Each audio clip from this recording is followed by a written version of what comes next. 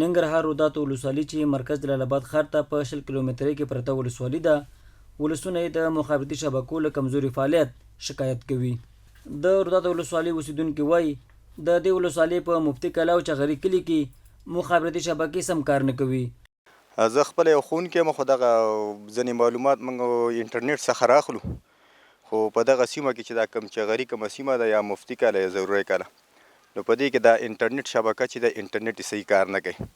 نور کوم غږیز پیغامونه دي یا خبرې دي هغه پې کوو، خو چې کله بیا ضرورت شي یا دغه شي بیا د بام سر ته خیږو یا د باندې راوځو انګړ کې، خو یا د پاس سیمې ته پاس خیږو، نو په دې کې هم دغه انټرنیټ کله کار نه کوي.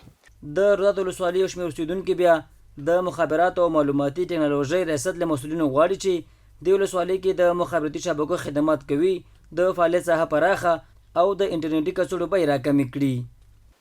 زموږ په دغه چغري ساحه کې 600 کوره دي او دې کې زرګونه ځوانان دي او ټول تعلیم یافته دي. دوی غواړي چې انټرنیټ ته لاسرسی ولري، خو دغه ستونزه داسې ده چې سیګنالونه کمزوري دي، انټرنیټ کمزوری دی، بیې لوړې دي. د مخابراتو وزارت نه غوښتنه دا ده چې په دې برخه کې موږ سره همکاري وکړي او دغه د انټرنیټ بیې او پایې په باره کې موږ سره همکاري وکړي او دغه سیستم برابر شو، نو موږ تاسو به انټرنیټ ته لاسرسی ولرو.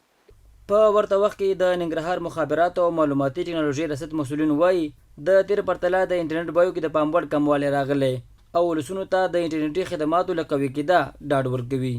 دا موږ د نورو هیوادونو نه دا فایبر راوستلی دی او نیټ چې د دې خامخا په دویم دریم لاس باندې اخیستل شوی دی.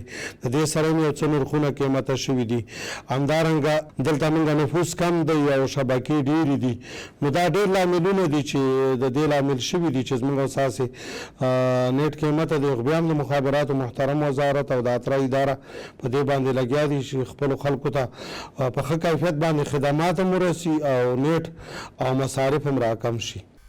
د ننګرهار مخابراتو او معلوماتي ټکنالوژۍ ریاست مسؤلین د غرض وایي د دې ولایت بېلابېلو سیمو کې یو شمېر نوي سایټونه فعال کړي چې تر ډېره وسره د یادو سیمو د اوسیدونکو مخابراتي ستونزې حل شوي.